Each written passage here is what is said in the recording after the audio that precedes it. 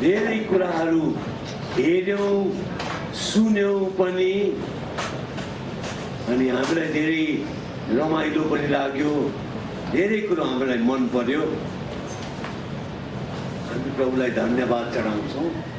जब परमेश्वरको वचनको प्रचार हुन्छ नि प्रियहरू हो, परमेश्वरको वचनले दुईवटा काम हुन सक्दछ। एउटा काम चाहिँ यदि त्यो तापले यदि हिउँ जस्तो कुरोलाई भेट्यो भनेदेखि त्यसलाई पगालिदिन सक्छ, त्यसलाई पानी बनाइदिन सक्छ। तर त्यही तापले हिलो जस्तो कुरोलाई यदि भेट्यो भनेदेखि ढुङ्गा जस्तो बनाइदिन सक्छ। त्यही ताप, घामको त्यही ताप हो जसले बर्फलाई पगालेर पानी बनाइदिन सक्छ भनेदेखि म त पानी मात्र भन्दिन, त्यो पानीलाई बाफ पनि बनाइदिन सक्दछ। त्यही ताप जसले चाहिँ पानीलाई बाफ पनि बनाइदिन सक्छ, हिउँलाई पगालेर पानी बनाउन सक्छ, पानीलाई पगालेर बाफ पनि बनाउन सक्दछ, जो कि हामी देख्न पनि सक्दैन। तर त्यही तापले हिलोलाई चाहिँ ढुङ्गा जस्तै कठोर बनाइदिन सक्दछ।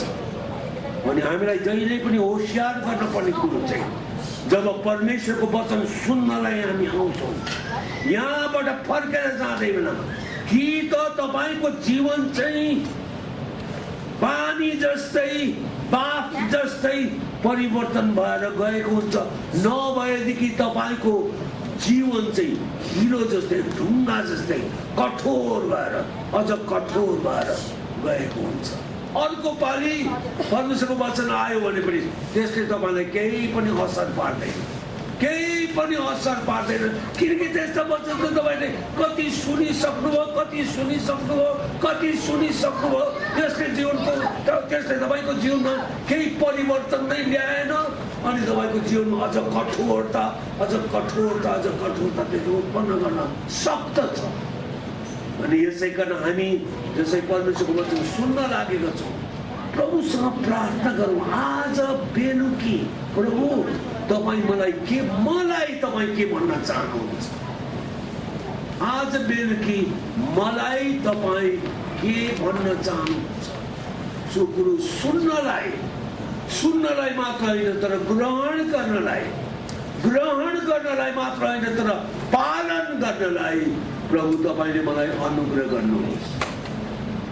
किनकि यदि परमेश्वरको वचन सुन्यौँ मात्रै अनि हामीले पालन गरेनौँ भने हामी त्यो मूर्ख मान्छे जस्तो हुनेछौँ जसले बालुवामाथि घर बनाए अनि उसको घर भत्केर गयो। धेरै क्रिस्चियनहरूको जीवनमा उनीहरूले बनाएका घरहरू भत्केर जान लागेको छ, किनकि वचन चाहिँ सुन्यो तर त्यो वचनको पालन भएन। यसकारण वचन सुन्ने कुरो मात्र होइन, वचन चाहिँ मनन गर्न पर्ने, ग्रहण गर्न पर्ने, पालन गर्न पर्ने। आजको विषय जो मलाई दिएको यो विषय चाहिँ मलाई अलिक गाह्रो विषय जस्तो चाहिँ लागेको छ, तर पनि मैले यस विषयमा एक दुईवटा कुराहरू तपाईँहरूसँग बाँड्न पर्ने। त्यो विषय चाहिँ रहेछ मण्डलीको एकता र आत्मिक सहभागिता। मण्डलीको एकता र आत्मिक सहभागिताको बारेमा यहाँ मैले तपाईँहरूलाई एक दुई कुराहरू बताउन पर्छ भन्ने यो विषय मलाई दिएको छ। मण्डलीको एकता, हामी चाहिँ एक मुष्ट हुन पर्ने। अनि सहभागिता, एकाअर्कालाई सहयोग पुर्याउन पर्ने, एकाअर्कालाई साथ दिन पर्ने, स्वार्थी भएर रहने होइन कि हामीले चाहिँ एकाले अर्काको सेवा गर्न पर्ने, एकाले अर्कालाई मद्दत गर्न पर्ने। यो कुरो आजको विषय चाहिँ यो हो। पवित्र आत्माको बारेमा हामीले हेरिराखेका छौँ। अनि यसै कारण मलाई के लाग्यो भने इफिसी 4 अध्यायको एउटा पद मैले भेटाएको त्यो म तपाईहरुलाई पढेर सुनाउँछु। इफिसी 4 को 2 मा लेखेको रहेछ। इफिसी 4 को 2 मा अनि 3 मा। इफिसी 4 को 2 र 3 मा लेखेको छ, सारा विनय र नम्रतासित धीरजसँग एउटाले अर्कोलाई प्रेममा सहेर आत्माको एकता राख्नलाई शान्तिको बन्धनमा परिश्रम गर। शान्तिको बन्धनमा यहाँ भन्दछ परिश्रम गर। भनाइको अर्थ चाहिँ यो एकता भन्ने कुरो चाहिँ त्यसै व्यर्थमा नआउने रहेछ। खाली प्रार्थना मात्र गरेर प्रभु हाम्रो बीचमा एकता पठाउनुहोस्, हामीलाई एकता दिनुहोस् भनेर प्रार्थना गरेर मात्र पनि नहुने रहेछ। प्रार्थना मात्र होइन, प्रार्थना त हुन पर्छ, तर प्रार्थनाको साथसाथै परिश्रम पनि हुन पर्छ। हामीले पनि परिश्रम गर्न पर्छ। अनि केमा परिश्रम गर्न पर्ने रहेछ? यहाँ लेखेको छ, सारा विनय र नम्रतासित, अभिमान, घमण्ड, हामीमा रहेको गर्व, यस्ता खालका कुरालाई एकापट्टि पन्साएर धीरजसँग। धीरजसँग भनेको चाहिँ झट्टै भइहाल्दैन, केही समय लाग्छ, पर्खन पर्छ। पर्खने धीरजसँग एउटाले अर्कालाई प्रेममा सहेर, एउटाले अर्कालाई प्रेममा सहेर सहन पर्ने कुरो पनि रहेछ। एकार्काको दुर्व्यवहार, एकार्काको नराम्रो कुराहरू देखेर दिक्कै मान्ने, वाक्कै मान्ने, यसलाई त मलाई यो मान्छे त मलाई मनै पर्दैन भनेर उसलाई एकापट्टि पन्साउने, त्यस्तो होइन रहेछ। प्रेममा हामीले एकाले अर्कालाई सहन पर्ने रहेछ। आत्माको एकता राख्नलाई, देख्नुहुन्छ यो एकता चाहिँ आत्माको एकता, पवित्र आत्माको एकता। अनि बाइबलमा हामी धेरैचोटि पढ्छौँ आशीर्वादको समयमा प्रभु येशू ख्रीष्टको अनुग्रह, परमेश्वर पिताको प्रेम भन्छ, अनि चाहिँ भन्छ पवित्र आत्माको चाहिँ संगति, पवित्र आत्माको चाहिँ संगति, एकार्कासँग सँगै मिल्ने कुरो पवित्र आत्माको। यहाँ लेखेको छ, आत्माको एकता राख्नलाई शान्तिको बन्धनमा परिश्रम गर। अनि अहिलेसम्म मैले तपाईहरुसँग बाँडिराखेको कुरो यही हो, जबसम्म तपाईले पवित्र आत्माको भरपुरी पाउनुहुन्न, तपाईको आफ्नो कोसिस यत्न प्रयत्नले केही पनि बन्न सक्दैन। जत्तिकै कोसिस गर्नुहोस्, जत्तिकै परिश्रम गर्नुहोस्, जत्तिकै पसिना काट्नुहोस्, र पनि ती सबै तपाईका प्रयासहरू व्यर्थै हुन्छ जबसम्म पवित्र आत्माको भरपुरी तपाईको जीवनमा आउँदैन। यसै कारण हो हामी क्रिस्चियनहरूलाई आत्माको बप्तिस्मा एकदमै आवश्यक छ। पवित्र आत्माको बप्तिस्मा बिना हाम्रो जीवनबाट यो कुरो हुन सक्दैन। प्रभु येशू ख्रीष्टका चेलाहरूकै पनि विचार गर्नुहोस् न, कसरी उनीहरू 3-3.5 वर्षसम्म येशू प्रभुसँग रहे, ती 12 जना प्रभुका चेलाहरू, अनि धेरै कुराहरू सिके उनीहरूले। प्रभु येशू ख्रीष्टले भन्नुभएको कुराहरू मात्र होइनन्, प्रभु येशू ख्रीष्टको जीवन नै उनीहरूले पढ्न पाए। प्रभु येशू ख्रीष्टको बेहोरा, प्रभु येशू ख्रीष्टको चालचलन, चरित्र, स्वभाव, सबै कुरो उनीहरूलाई प्रभुले देखाउनु भयो। प्रभुको दीनता, नम्रता, यी सबै कुराहरू, एकअर्कालाई सहने कुराहरू, कस्ता चेलाहरू, उनीहरूको जीवनमा कति नराम्रा गुणहरू, अवगुणहरू, दुर्गुणहरू प्रभुले सहनु भयो। उहाँले त पाप गर्नु पनि भएको थिएन, उहाँ त निष्पाप हुनुहुन्थ्यो, र पनि त्यस्ता खालका चेलाहरूसँग, 12 चेलाहरूसँग प्रभु 3-3.5 वर्षसम्म सँगै रहनुभयो, र पनि प्रभुले सहनुभयो। आखिर स्वर्गमा जाने बेला आयो, प्रभुको क्रुसमा जाने समय आयो, अनि क्रुसमा गइसकेपछि स्वर्गमा जाने कुरो अनि त्यो आखिरी समयमा पनि प्रभुले देख्नुहुन्छ चेलाहरूको अवस्था कस्तो छ। पत्रुसले 3 पल्ट प्रभुलाई इन्कार गर्यो। त्यो पत्रुस जसले भनेको थियो प्रभु मेरो अरू साथीले तपाईँलाई त्यागु, म त तपाईँसँग जेल खानमा पनि जान तयार छु, म तपाईँसँग मर्न पनि तयार छु भन्ने पत्रुसले 3 पल्ट प्रभुलाई म उहाँलाई चिन्दिनँ भने। यहुदा इस्करियोतीले त 30 रुपैयाँमा आफ्नो प्रभुलाई बेचिदियो, धोखाबाजी गर्यो, आएर मही खायो, गत्समनी बारीमा आएर मही खायो, अनि मही खाएर उसले आफ्नो प्रभुलाई शत्रुहरूको हातमा बेचिदियो। थोमा त एउटा यस्तो खालको चेला जसले त प्रभुको बौरी उठाइको बारेमा विश्वासै पनि गरेन। जबसम्म म उहाँका हातका किलाहरूमा आफ्नो औँला हाल्दिनँ, उहाँको भालाको या चोटमा म आफ्नो हात हाल्दिनँ, तबसम्म म विश्वास गर्दिनँ भनेर अविश्वास गर्ने थोमा यस्तो खालको थियो। प्रभु येशू ख्रीष्टका 2 जना एकदमै प्रिय चेलाहरू याकुब र यूहन्ना आखिरी समयमा गएर त प्रभु क्रुसमा जाने बेला भइसक्यो, उनीहरू त कुर्सीको खोजिराखेका छन्। उनीहरू त भन्न लागेका छन् प्रभु जब तपाईँ आउनुहुन्छ मलाई चाहिँ तपाईँको दाहिनेपट्टि, मेरो भाइलाई चाहिँ बायाँपट्टि राखिदिनुहोस्, कुर्सी खोज्ने। प्रभुलाई कस्तो लाग्यो होला त्यस्ता खालका चेलाहरू। त्यस्ता चेलाहरूलाई प्रभुले आफ्नो कामका कार्यभार सुम्पिराखेर प्रभु जान पर्यो। याद छ तपाईँलाई पन्तिकुस्तको दिनमा जब पवित्र आत्मा तिनीहरूमाथि ओढेर आए, पवित्र आत्माले तिनीहरूलाई एक गराउनु, उनीको जीवनमा परिवर्तन आयो।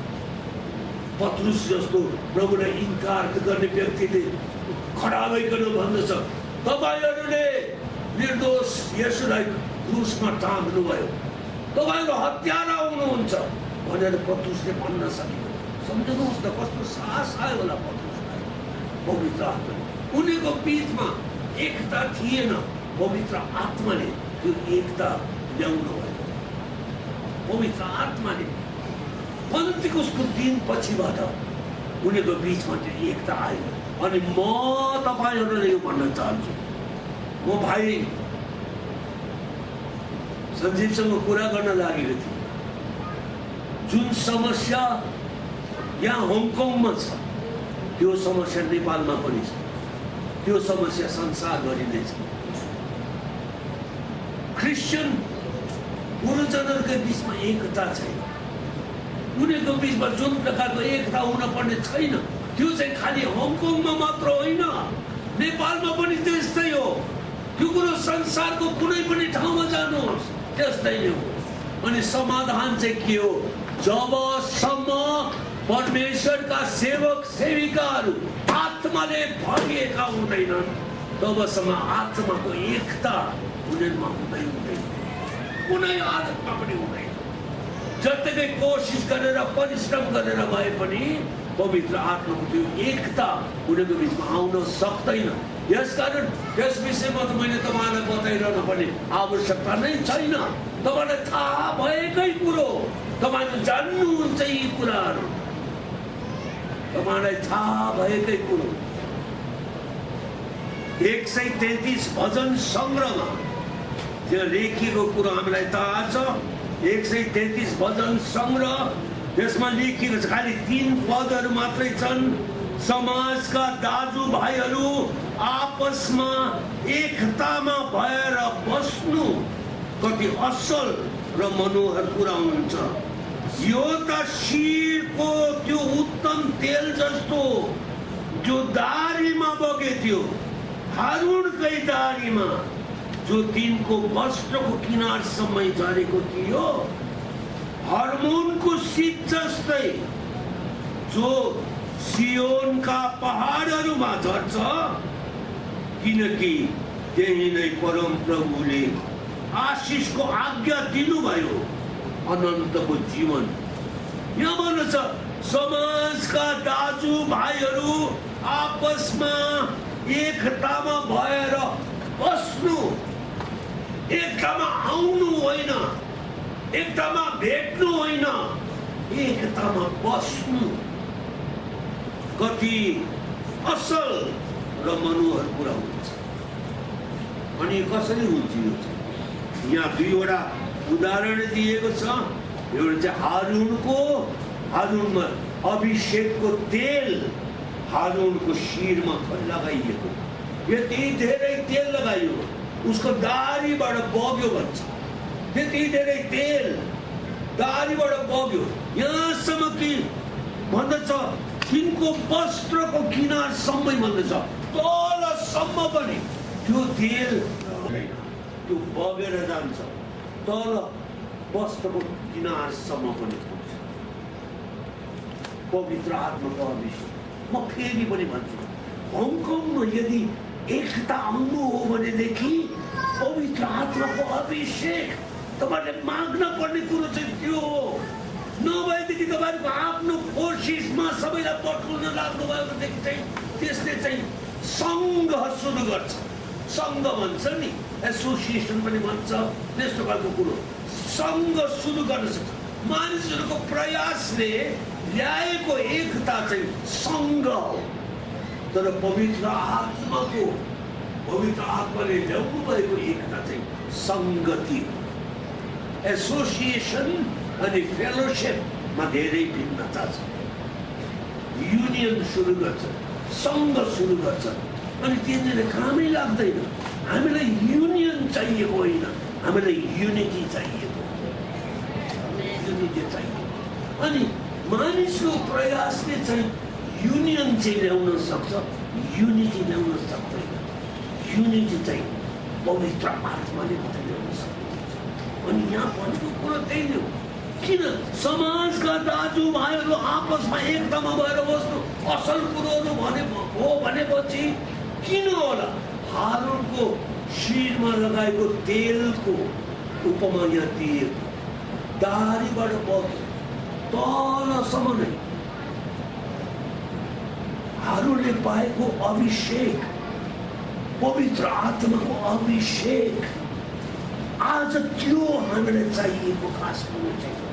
जबसम्म यो हामी पाउँदैनौँ, एकता हुँदैन प्रियहरू, हुँदैन। फेरि एकता भन्ने कुरो चाहिँ धेरै हल्लामा हुँदैन।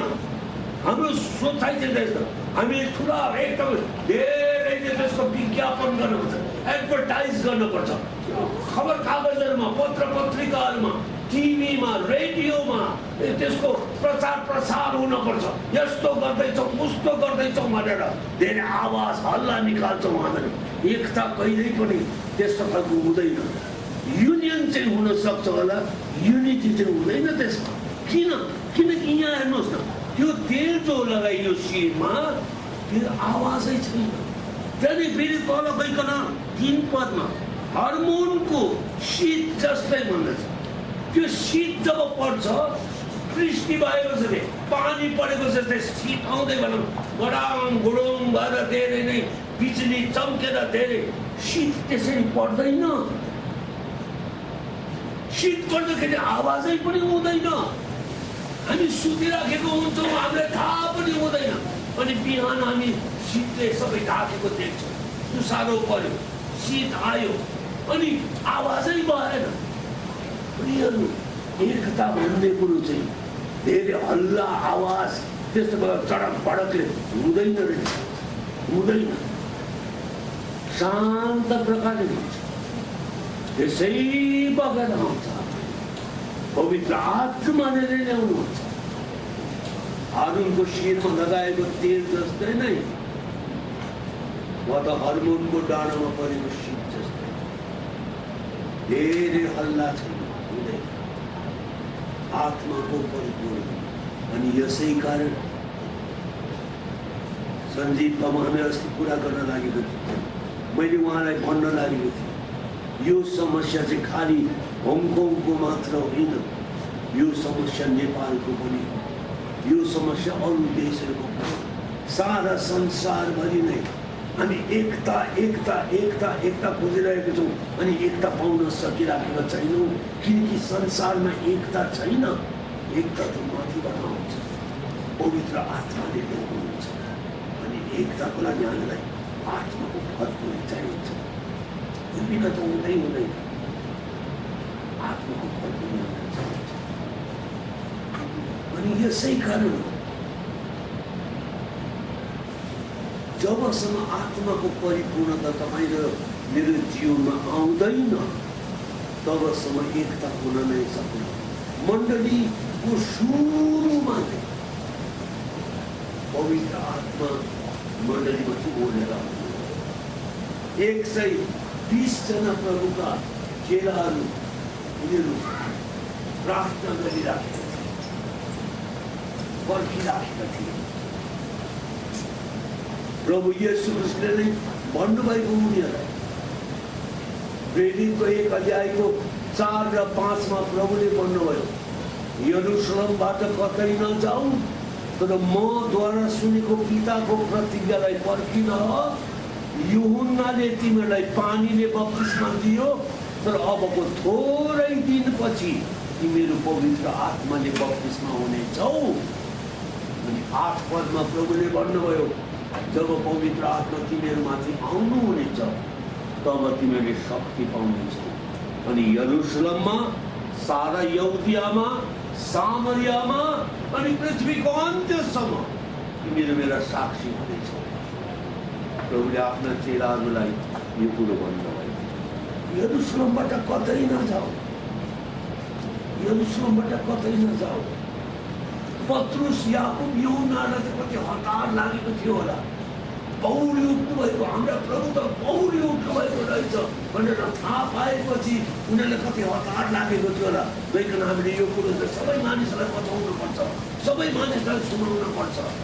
उनीहरूलाई कति हतार लागेको थियो होला। प्रभु भन्नु, नै यरुशलेमबाट कतै नजाऊ। लुकाको 24:49 पदमा पनि प्रभुले भन्नुभयो, जबसम्म माथिबाट शक्ति पाउँदैनौ तबसम्म त्यो सहरलाई छोडेर नजाऊ। माथिबाट शक्ति नपाइन्जेलसम्म तिमीहरू सहरमै बस, सहरबाट बाहिर नजाऊ। उनीहरू प्रभुको सेवा गर्नका लागि चुनिएका मानिस। प्रभुले भन्नुभयो उनीहरूलाई, तिमीहरू गएर पर्खनु पर्छ। अनि पर्खनु भनेको चाहिँ के भनेको भनेदेखि, ठिकै छ, प्रभुले भन्नुभएको छ पवित्र आत्मा पठाउनुहुन्छ अरे, त्यस कारण गएर उनीहरू हात बाँधेर आँखा चिम्लेर गफ गर्दै बसिरहेनन्, त्यसरी पर्खेनन् उनीहरू। पर्खनु भनेको चाहिँ त्यस्तो होइन। एउटा होटेलमा सानो छोरोलाई लिएर गएको अरे आमा बाबुहरू, अनि गएर खाना अर्डर दियो अरे, अर्डर दिएर त्यहाँदेखि पर्खी बस्यो अरे उनीहरू। खाना आउँदैन। अनि एकजना त्यहाँ उठिरहेको थियो मान्छे, त्यो सानो केटोले सोध्यो अरे बालाई, बा ऊ त्यो चाहिँ को? त्यो चाहिँ वेटर हो, वेटर। अनि त्यो छोराले भने, वेट गर्ने चाहिँ त्यो हो कि हामीहरू हो? खाना अर्डर दिएर अहिलेसम्म हामी चाहिँ पर्खिरहेको छौँ, खासमा वेटर त हामीहरू हौ, त्यो चाहिँ त्यसै ठिङ्गो उभिराखेको छ। अनि के को वेटरहरू? प्रियहरू, पर्खनु भनेको चाहिँ उनीहरूले गएर प्रभुले एक दिन पठाउनुहुन्छ, यस कारण त्यो प्रतिज्ञा पुरा गर्नुहुन्छ, हामी चाहिँ अब हात बाँधेर बस्नुपर्छ, गफ गरौँ, यताउता रमाइलो गरौँ, यो गरौँ त्यो गरौँ, अनि समय काट्नु छ। अनि प्रभुको समयमा चाहिँ प्रभुले त्यो आशिष पठाउनुहुन्छ भनेर उनीहरू पर्खेनन्। उनीहरू गइकन 10 दिनसम्म त्यो माथिल्लो तल्लामा गएर उनीहरू प्रार्थना गरे। प्रियहरू, हामी क्रिस्चियनहरू पर्खने मानिसहरू हौँ, तर हामी पर्खेको भनाइको अर्थ चाहिँ समय काट्नका लागि, समय बिताउनका लागि यो गरौँ त्यो गरौँ यस्ता प्रकारका कुराहरूमा अलमलिएर बसौँ। अनि प्रभुको समयमा प्रभु आफैले त्यो गरिदिनुहुन्छ। वा त गइकन हामी आरामसँग सुतिनौँ, आरामसँग हामी केही पनि नगरेर फर्किनौँ, होइन। प्रियहरू, हामीलाई पर्खनु भनाइको अर्थ नै प्रार्थनामा समय बिताउनु, प्रार्थना गर्नु। जसरी कि प्रभुका 120 जना प्रभुका चेलाचेलीहरू माथिल्लो तलामा गएर प्रार्थना गरिरहे। अनि पन्तिकोसको दिनमा हामी पढ्छौँ कसरी प्रेरितको दोस्रो अध्यायमा लेखिदिएको छ। औ जब पेन्टिकोसको दिन आइपुगेको थियो तब तिनीहरू सबै एकै ठाउँमा एक साथ भेला भएका थिए। 133 भजन संग्रहको देख्नुहुन्छ यहाँ। तिनीहरू सबै एकै ठाउँमा एक साथ भेला भएका थिए अनि परम प्रभुले आशिषलाई आज्ञा गर्नुभयो, जा त त्यस ठाउँमा जा। 133 भजन संग्रहको तेस्रो पदको अन्त्यमा लेखिएको कुरो त्यही छ। परम प्रभुले आशिषलाई आज्ञा गर्नुभयो, त त्यस ठाउँमा जा जहाँ दाजुभाइहरू आपसमा एक साथ बसेको छ, त्यहाँ जा। परमेश्वरले आज्ञा गर्नु। जब 120 जना प्रभुका बालक बालिकाहरू एकै ठाउँमा एक साथ प्रार्थनामा भेला भएका, त्यस ठाउँमा परमेश्वरले पवित्र आत्मा परमेश्वरलाई आज्ञा गर्नुभयो, तिमी त्यस ठाउँमा जाऊ। अनि पवित्र आत्मा परमेश्वर ओढेर आउनु। 4 पदमा लेखेको छ, तिनीहरू सबै पवित्र आत्माले गर्नु। तिनीहरू सबै पवित्र आत्माले गर्नु। अनि आत्माले उच्चारण गर्न दिएको हुन्थ्यो, विभिन्न भाषाहरूमा बोल्न लाग्यो। यिनीहरू एक साथ रहन पर्ने, सँगै रहन पर्ने, हामी प्रार्थनामा समय बिताउनु पर्ने। समाजका दाजुभाइहरू हामी त दाजुभाइहरू प्रभु येशू ख्रिस्टको रगतले किनिएका, चाहे हामी जोसुकै किन नहौं, प्रभु येशू ख्रिस्टमा विश्वास गर्ने, प्रभु येशू ख्रिस्टको रगतले किनिएका अनि परमेश्वरका छोराछोरीहरू हामीले एकाअर्काका दाजुभाइ दिदी बहिनीहरू हौ, एउटै बाबुका छोरा छोरीहरू हौ। अनि हामीले एकाले अर्कालाई चिन्न पर्छ, हामीले एकाले अर्कालाई चिन्न पर्छ। दाजुभाइहरूले दिदी बहिनीहरूले एकाले अर्कालाई चिन्न पर्छ। अनि चिनेपछि हामीले एकाले अर्कालाई ग्रहण गर्नुपर्छ। यो मेरो दाजु हो, यो मेरो भाइ हो, यो मेरो दिदी हो, यो मेरो बहिनी हो। चाहे उसमा जस्तै प्रकारका नराम्रा कुराहरू होस्, उसको जीवन बिग्रेर गएको होस्, ऊ अन्धो होस्, लङ्गडो होस्, खोरन्डे होस्, उसको चालचलन चाहिँ त्यो स्वभाव खत्तम भएर गएको होस्, र पनि ऊ चाहिँ तपाईँको भाइ तपाईँकी बहिनी हो भनेदेखि तपाईँले चिन्नुपर्छ। अनि उसलाई जस्तो ऊ छ त्यस्तै नै तपाईँले उसलाई ग्रहण गर्नुपर्छ। तपाईँले भन्नुपर्छ, यो मेरो भाइ हो, यो मेरो बहिनी हो भनेर तपाईँले ग्रहण गर्नुपर्छ। हामी हाम्रा मित्रहरू चुन्न सक्छौँ, हाम्रा दाजुभाइ दिदीबहिनीहरू चुन्न अधिकार हामीलाई छैन। याद छ तपाईँलाई? तपाईँले आफ्नो मित्र चुन्न सक्नुहुन्छ, तपाईँलाई मनपर्ने साथी तपाईँले उसलाई आफ्नो साथी बनाउन सक्नुहुन्छ, चुन्न सक्नुहुन्छ। तपाईँको चोइस, तपाईँलाई जस्तो मनपर्छ।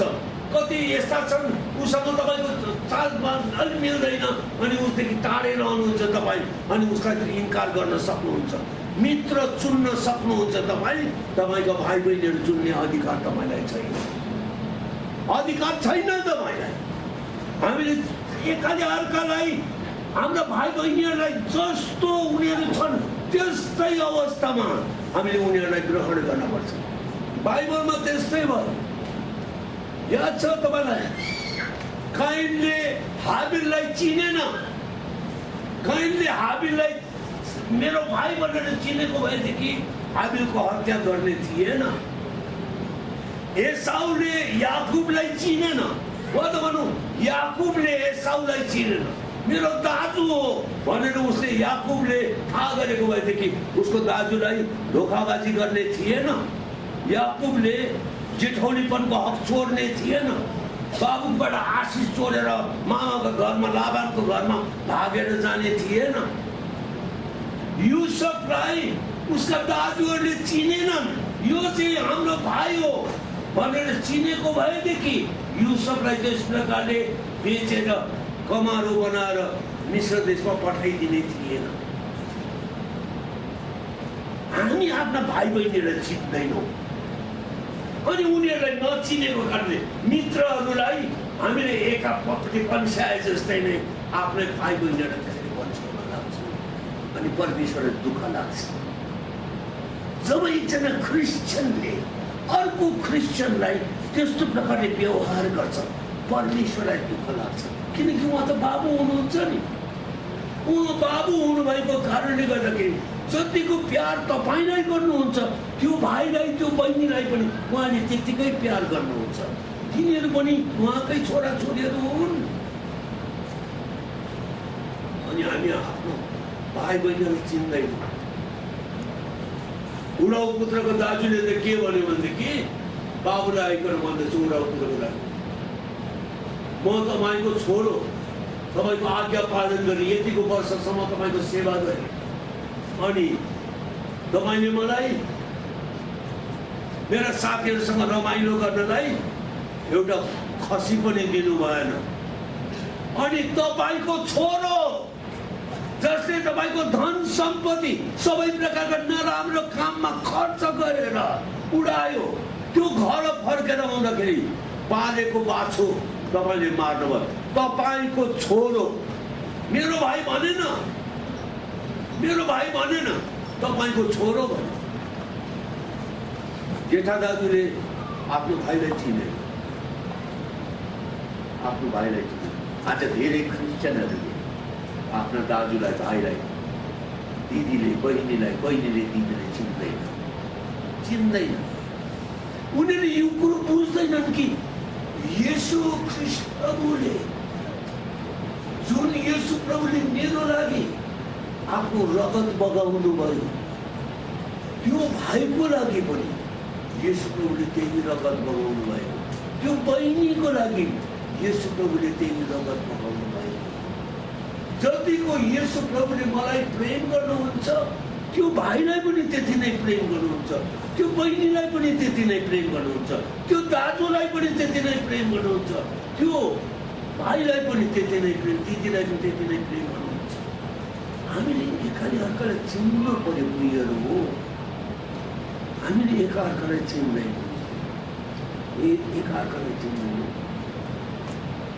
परमेश्वरको इच्छा के हो याद छ तपाईँलाई? रोमी 8 अध्यायको 29 पदमा हेर्नुहोस् त। रोमी 8 अध्यायको 29। उहाँले तिनीहरूलाई आफ्ना पुत्रको रूपमा बनाउनलाई पनि र धेरै भाइहरू मध्ये उहाँ जेठो हुन् भनेर पनि अघिबाटै नियुक्त गर्नुभयो। परमेश्वरले आफ्नो पुत्र ख्रीष्ट येशूलाई जेठो छोरो बनाउने उहाँको इच्छा थियो। जेठो हुनु हो भनेदेखि त माइलो छोटो जेठो छोरो कसरी जेठो हुन सक्दछ? यसै कारण परमेश्वरले तपाईँ अनि मलाई आफ्नो सन्तान बनाउनु भयो। आफ्नो पुत्र येशू ख्रीष्टको रगतको दाम तिरेर परमेश्वरले हामीलाई आफ्नो सन्तान बनाउनु भयो। अनि हामी परमेश्वरका छोराछोरी, ख्रीष्ट येशू चाहिँ हाम्रो दाजु अनि हामी चाहिँ ख्रीष्ट येशूका भाइहरू बहिनीहरू। उहाँ चाहिँ हाम्रो जेठो दाजु अनि हामी चाहिँ उहाँका भाइ बहिनीहरू। किनकि परमेश्वरको इच्छा नै यो ख्रीष्ट येशू चाहिँ जेठो हुनुपर्छ अनि हामी चाहिँ उहाँका भाइ बहिनीहरू। अनि हामी कति दुष्ट मानिसहरू छौँ याद छ तपाईँलाई? प्रभु येशूका भाइ बहिनी हुने योग्यता छैनौँ हामी। हाम्रो चाल चलन चरित्र स्वभाव बोली वचन आचार व्यवहार सबै कुरोले कति घिनलाग्दो छ। येशू प्रभु त कति पवित्र पवित्र पवित्र उहाँ। र पनि हिब्रूको दोस्रो अध्यायमा पल्टाउनुहोस्। हिब्रूको दोस्रो अध्यायमा अनि त्यसको 11 पदमा लेखिएको छ, तिनीहरूलाई यसो भनेर भाइ भन्नलाई उहाँ शर्माउनु भएन। प्रभु येशू ख्रीष्टले तपाईँ अनि मलाई भाइ बहिनी भन्न शर्माउनु हुन्न। हाम्रो अवस्था देख्दाखेरि कति घिनलाग्दो। सम्झनुहोस् तपाईँ आफै है, तपाईँ जान लाग्नुभएको छ बजारमा, साथीहरूसँग जान लाग्नुभएको छ, अनि एकजना केटो एकदमै माग्ने ठान्ने अवस्थामा सडकमा खेलिराखेको छ। नुहाएको पनि छैन, हात गोडा पनि धोएको छैन, त्यत्तिकै एकदमै घिनलाग्दो अवस्थामा छ। अनि त्यस्तो अवस्थामा देख्दाखेरि तपाईँलाई थाहा छ त्यो तपाईँको भाइ हो, तर पनि तपाईँले त्यसलाई भाइ भन्नुहुन्न। साथीहरूको अगाडि लाज हुन्छ, देखेर पनि नदेखे जस्तै तपाईँ एकातिर फर्केर जानुहुन्छ। हामी त्यसरी गर्छौँ। हाम्रा भाइ बहिनीलाई प्रभु येशू ख्रीष्टको रगतको दाम तिरेर किनिएका हाम्रा भाइ बहिनीहरू त्यस्तो अवस्थामा देख्यौँ भने बेला गर्छ। तपाईँको आफ्नै भाइ ड्रग खाएर एकदम सडकमा लडिराखेको देख्नुभयो भनेदेखि सायद तपाईँ देखेर पनि नदेखेको जस्तो गरेर अर्कोतिर फर्केर जानुहुन्छ। भाइ हो, तपाईँलाई थाहा छ मेरो भाइ हो भने थाहा छ, तर तपाईँले त्यहाँ सहायता गर्नुहुन्न। अरूले थाहा पाउँछन् भन्ने जस्तै नदेखेको जस्तै अरूपट्टि फर्केर जान्छ। हामी त्यसरी गर्छौँ। हामी क्रिस्चियनहरू हाम्रा भाइ बहिनीहरूको अवस्था त्यसै देखेर प्रभु येशू ख्रीष्टले यदि त्यस्तै गर्नुभएको भएदेखि आज तपाईँले म कहाँ हुने थियो उहाँले सम्झनु, कहाँ हुने? उहाँले हामीलाई भाइ भन्नदेखि शर्माउनु हुन्न। आजको कति वर्ष अगाडिको कुरो, काठमाडौँमा बडो ठुलो हलचल मच्यो। टिभीले पनि बतायो, अखबारहरू खबर कागजमा पनि छाप्यो। उता पशुपतिनाथको त्यो मन्दिरको छेउमा भडार खालमा 39वटा बाँदरहरू करेन्ट लागेर मरे। 39वटा बाँदरहरू करेन्ट लागेर, बिजुलीको करेन्ट लागेर मरे। 39।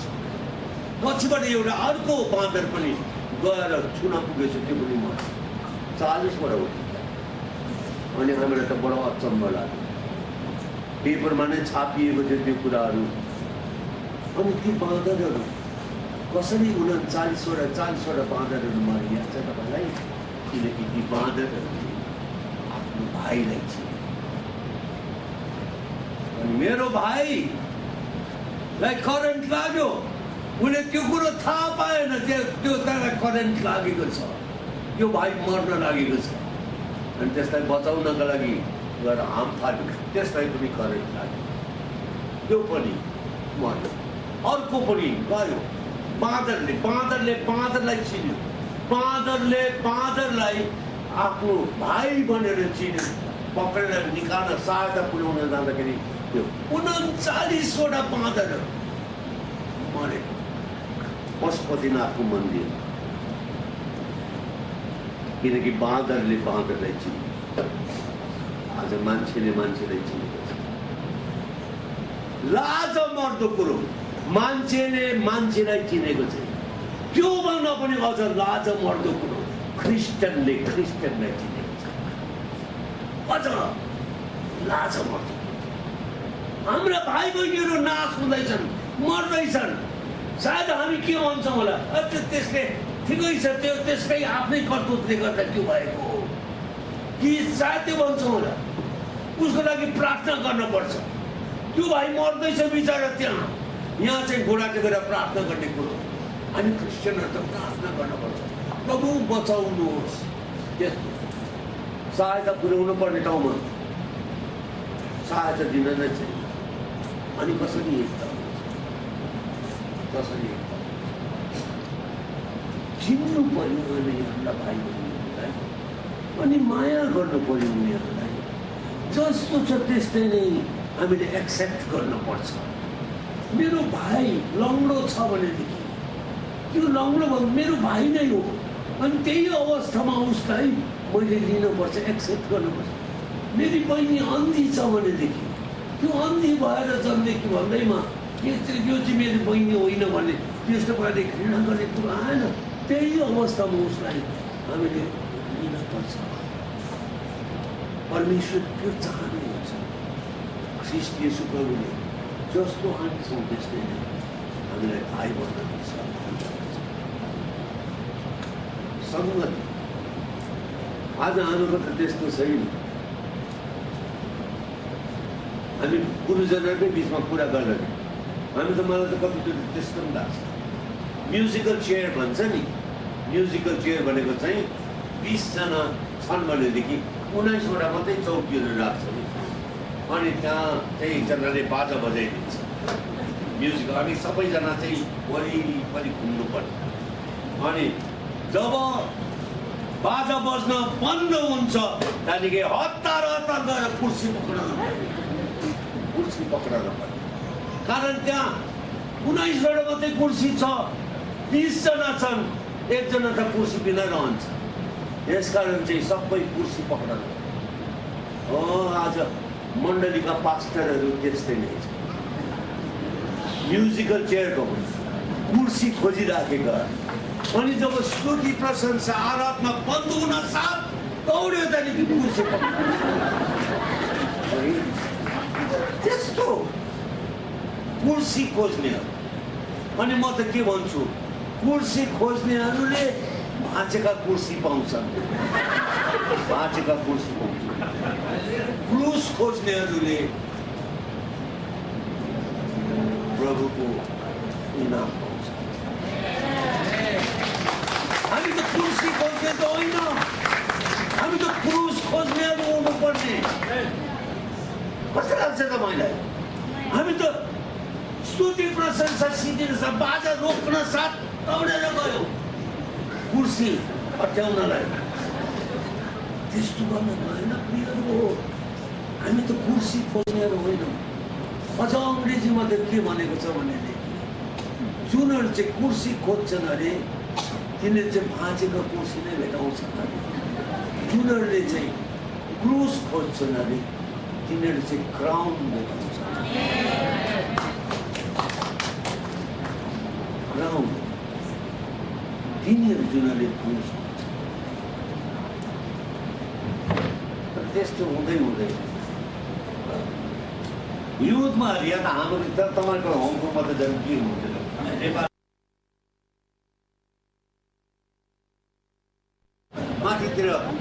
माथितिर लेकतिर हिउँमा धेरै हिउँ पर्छ।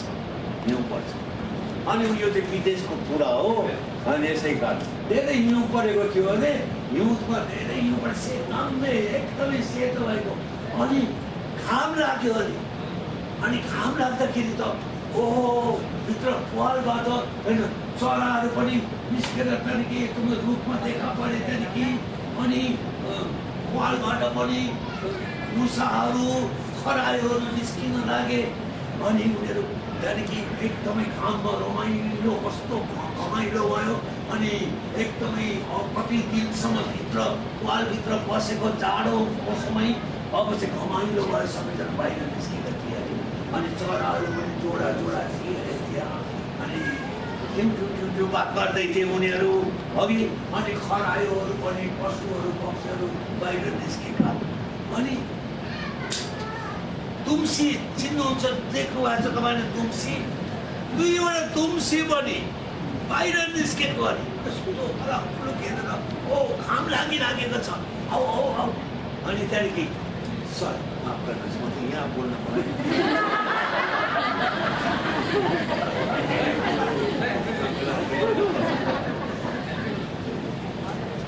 त्यो तुलसी अनि उनीहरू पनि बाहिर निस्के अरे। उनीहरू पनि बाहिर निस्के अरे। अनि त्यहाँदेखि चाहिँ उनीहरूले देखे अरे चराहरू कति सब नजिकै बसेर अँगालो हालेर बसेका। अनि गफ गरिरहेको सङ्गति गरिराखेका। अनि अरू पशुहरू पक्षीहरू सँगसँगै। अनि ती तुलसीहरूले पनि भन्छ हामीहरू पनि त सङ्गति गरौँ न भनेर एउटाले अर्कालाई अँगालो मार्न गएको घोचेर एउटा तुलसी दुम्सीले अर्को दुम्सीलाई घोचेर उनीहरू त अगाडो नै हाल्न नसकेको अरे टाढटाढै हो। एकता चाहिँ त्यस्तो ठाउँमा हुँदैन। दुम्सीहरूको चाहिँ जबसम्म मण्डलीका गुरुजनहरूको जीवनमा यस्ता खानाहरू छ हुँदैन। अगाडि हाल्नु त पुरै छैन, अगाडि हाल्नु त पुरै छैन। घोच्दाखेरि चाहिँ आफूले घोचेको त थाहा गर्दैन।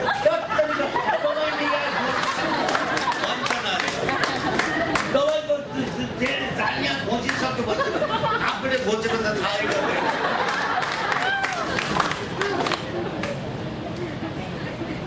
त्यस्तो अवस्थामा समाजका दाजुभाइहरूले एकसाथ बस्न सक्दैन। गङ्गटाको कथा याद छ तपाईँलाई? यहाँ त गङ्गटा खान्छ, सी फुड भन्छ नि। मलाई पहिले सिङ्गापुर जाँदाखेरि बडो अचम्म लाग्यो। एकजना साथीले एकदम सी फुड खान जान्छु, म त सी फुड भन्दा त कस्तो सम्झेको थिएँ। ओहो अब खालि के नै हो सी फुड, कहिले त खाएको छैन। एक त समुद्र त नदेख्ने मान्छे, उता नेपालमा के को समुद्र, त्यहाँदेखि र पनि सी फुड खान लगेको साथी। अनि हामीहरू गयौँ, गएर त्यहाँदेखि त एकदम मान्छे बसेको रहेछन्।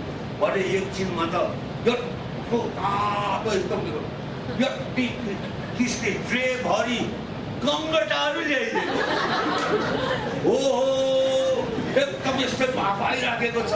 अनि प्लेटहरू सानो सानो प्लेटहरू रहेछ, ससहरू पनि राखेको रहेछ यतातिर।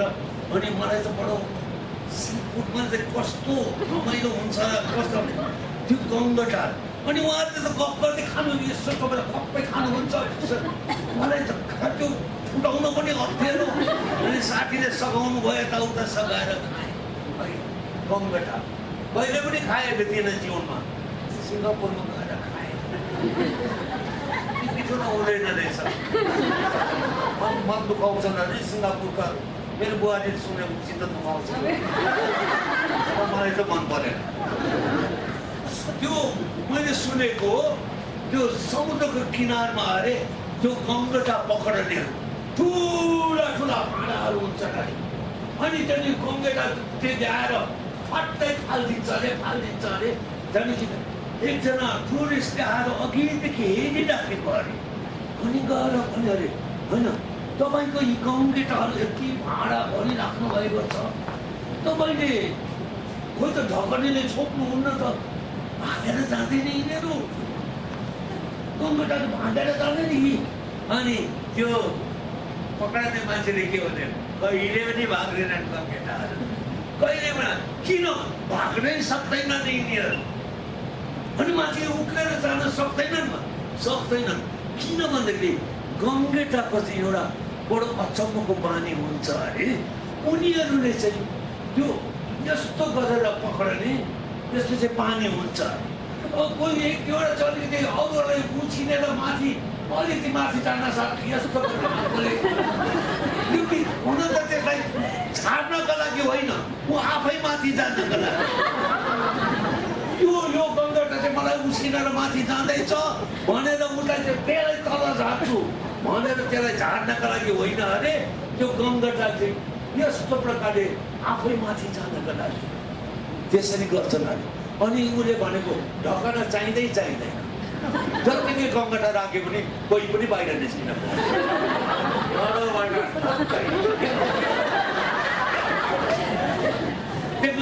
त्यो गङ्गटे बुद्धि हुँदैन कि क्रिस्चियन पास्टरहरूको त हो, यो चढ्दैछ यसलाई झार्न पर्छ, यसरी गरेर म आफै माथि जान्छु भन्ने त उसलाई त विचारै छैन। जे पनि आयो पक्रिहाल्छ।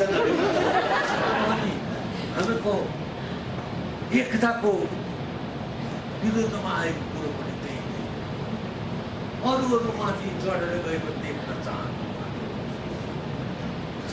त्यसलाई झार्नै पर्छ। बिचरा गङ्गटालाई त त्यो विचार छैन, त्यसलाई झार्नका लागि होइन, ऊ चाहिँ माथि जान्नका लागि कोसिस। हामी क्रिस्चियनहरूमा त्यो चाहिँ हुनु पर्यो, हामी माथि जान पर्छ, हामी कोसिस गर्नुपर्छ माथि जानलाई। त्यो त राम्रो कुरो हो। तर कसैलाई माथि जान लागेकोलाई यस्तो गरेर तल झार्ने त्यो चाहिँ त अलिक ठिक परेन।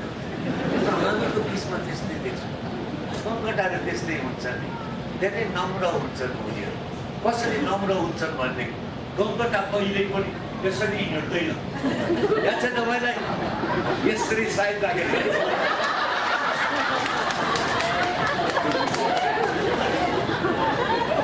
कुनै पनि गङ्गटा यसरी जाँदैन, यस्तो साइड गङ्गटा त त्यस्तो हुन्छ।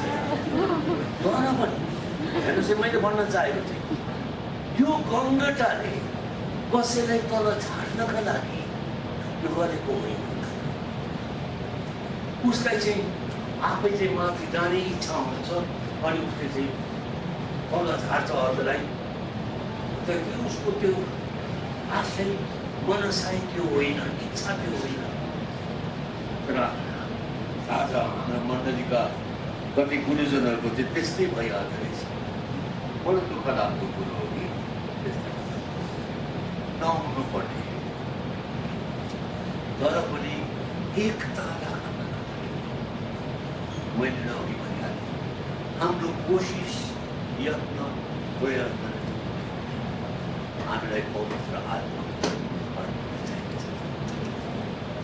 आत्माको पर्व। पवित्र आत्माको बत्तिसमा गरा, जब पवित्र आत्माको बत्तिसमा हामीले पाउँछौँ, प्रभु येशू क्रिस्टको पूर्णता हाम्रो जीवनमा आउँछ। हेर्नुहोस् है, पवित्र आत्माको भरपुरीले हामीलाई दुईवटा कुरो दिन्छ। एउटा कुरो चाहिँ के भनेदेखि प्रभुको सेवा गर्नको लागि हामीलाई शक्ति दिन्छ। प्रेरित एकको आत्मा भनेको जब पवित्र आत्मा तिमीमाथि ओढ्ने आउँछ तब तिमीहरूले शक्ति पाउनेछौ। के को लागि? सेवा गर्नका लागि। हामी त यस संसारमा त सेवा गर्नका लागि राखिएका हौँ। हामीलाई यस संसारमा प्रभुले राख्नु भएको चाहिँ यो संसारमा सेवा गर्नका लागि। अनि प्रभुको सेवा चाहिँ शरीरको बलले हुँदैन। जकरिया 4:6 लेखेको छ, न त बलले न त शक्तिले तर मेरो आत्माद्वारा। अनि प्रभु परमेश्वरको सेवा त हामीहरू पवित्र आत्माको शक्तिमा मात्रै गर्न सक्छौँ। एउटा चाहिँ परमेश्वरको सेवा गर्नका लागि हामीलाई परमेश्वरले पवित्र आत्माको बत्तिसमा दिनुहुन्छ। अनि पवित्र आत्माको बत्तिसमा दिनुभएपछि पहिलो कुरिन्थी 12 अध्यायमा लेखिएको छ आत्माका वरदान। यी वरदानहरू चाहिँ आत्माका गिफ्ट्स अफ द स्पिरिट भन्छ। यी आत्माका वरदानहरू चाहिँ सेवामा चलाउनको लागि, मण्डली निर्माण काममा प्रयोग गर्नका लागि औजारहरू प्रभुले दिनुभएका 9 किसिमका वरदानहरू त्यहाँ लेखिएको छ। बोल्ने वरदान, जान्ने वरदान, गर्ने वरदान। अनि 3-3वटा, यो 3 खण्डमा 3वटा। बोल्ने वरदान चाहिँ अगमबानी, अन्य भाषाको अर्थ बोल्ने, यो चाहिँ बोल्ने वरदान। जान्ने वरदानमा चाहिँ ज्ञानका कुराको वरदान, बुद्धिका कुराको वरदान, आत्मा छुटाउने वरदान, त्यो चाहिँ जान्ने वरदान। गर्ने वरदानमा चाहिँ निको पार्ने वरदान, अनि विश्वासको वरदान, आश्चर्य कर्मको वरदान। 9 किसिमका वरदान पवित्र आत्माका भरपुरी पाएका मानिसहरूलाई परमेश्वरले यी वरदानहरू दिनुहुन्छ। यी वरदान चाहिँ के को लागि? मानिसहरूलाई देखाउनका लागि, म चाहिँ एकदमै आत्मिक मान्छे हुँ भनेर देखाउनका लागि होइन, मण्डली निर्माण काममा चलाउनका लागि यी वरदानहरू दिएका वरदानहरू हुन्।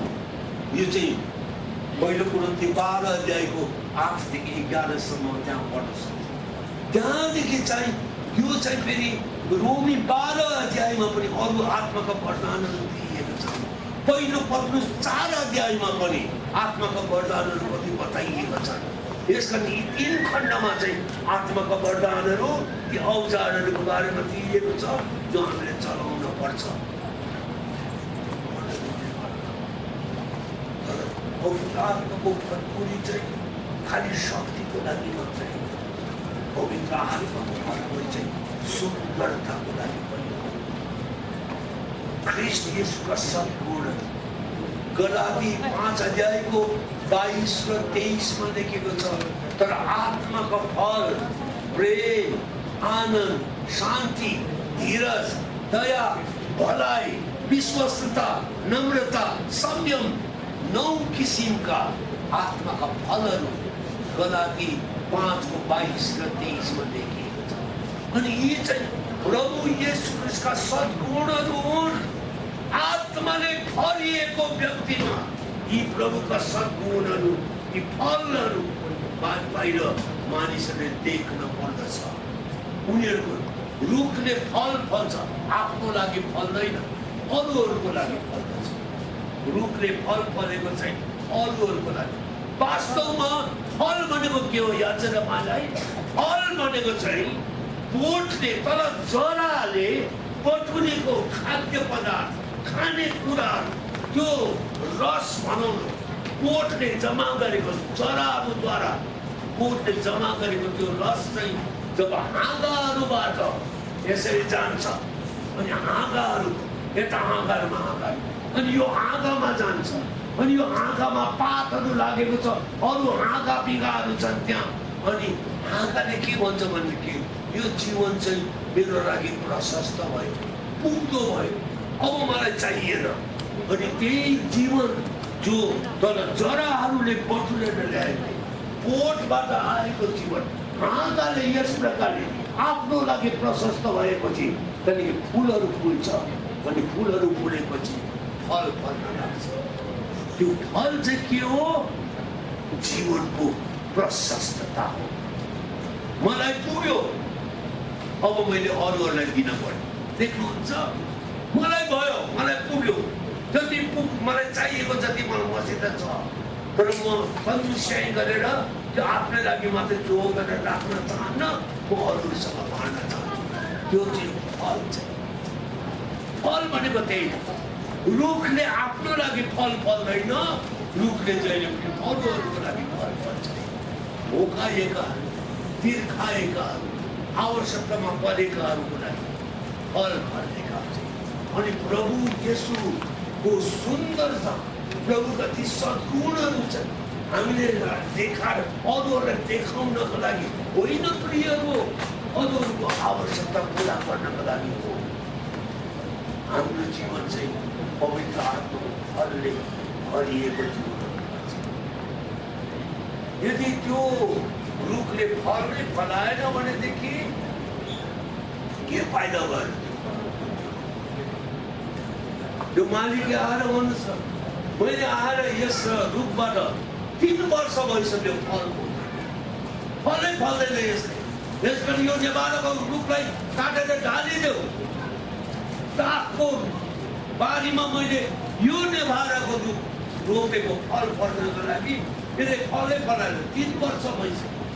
मालीले आएर के भन्छ, हजुर अझै 1 वर्ष समय दिनुहोस्, म यसका चारैपट्टि खनेर मलजल गरेर हेरौँ, यो अर्को वर्ष 1 वर्ष फल फलिहाल्यो भने ठिकै छ, फलेन भने यसलाई काटेर ढालिदियो।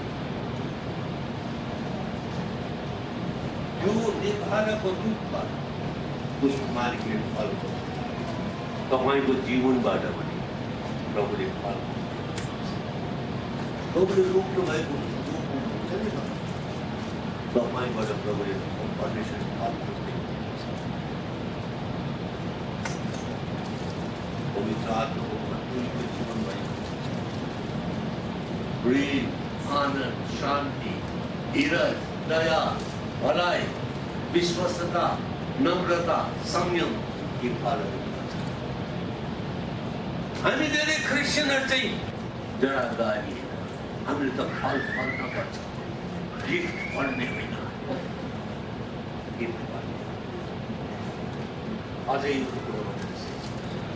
फलेको वृक्षको आगो नझुकेको कहाँ छ? बनाइको त्यो क्रिस्चियन जसमा धेरै आत्माको फल फलेको छ, अभिमानी भएर मन ठाडो मन्डो गरेर म आर्थिक मान्छे भनेर हिँड्न सक्दैन, छुटिएको हुन्छ। फलले त्यसलाई त यस्तो निहुराएको नम्र हुन्छ त्यो मान्छे, घमण्डी हुँदैन, अभिमानी हुँदैन। कतिचोटि गिफ्ट पाएका आत्माको वरदान भएका हो, मसित निको पार्ने वरदान छ, मसित अगमबानीको वरदान छ, मसित भूत आत्माहरू धपाउने वरदान छ भनेर मनको ठाडो पारेर हिँड्ने गिफ्ट भएकाहरू चाहिँ त्यस्ता हुन्छन्। तर फल फलेकाहरू चाहिँ कहिले पनि त्यस्तै नम्र हुन्छ त्यो मान्छे, आत्माले भरिएको मान्छे जसको छेउमा धर्ममा फल फलेको छ त्यही हुन्छ। अनि एउटा पनि याद गर्न सक्छ, स्कुलका ठिकाहरू घर फर्केर जान लागेको छ, सुन्तला खाली छ त्यहाँ। अनि त्यहाँ गइकन सुन्तला बारीमा, अनि उनीहरूलाई थाहा छ त्यहाँ सुन्तला भित्र बस्न पाइन्न, बाहिरैबाट जति हात पार्न सकिन्छ सकिन्छ। अनि झटारो हान्ने काम, ढुङ्गा हान्ने काम उनीहरूले गर्छन्। कस्तो हाँगामा ढुङ्गा धेरै हान्छन्, जुन हाँगामा धेरै फल छ त्यही ढुङ्गा हान्छन्। त्यो फल नै नफलेको त्यस्तै यस्तो हाँगालाई व्यर्थमा ढुङ्गा हान्दैनन् उनीहरू। त्यो हाँगा जसमा चाहिँ धेरै फल फलेको छ, झटारो हान्ने काम त्यही हो, घोच्ने काम त्यही हो, ढुङ्गाले हिर्काउने काम त्यही हो। यसै कारण प्रियहरू क्रुस खोज्न सकौँ, यानि क्राउन पाउन सकौँ। अझ जति प्रचारिएको छ त्यसका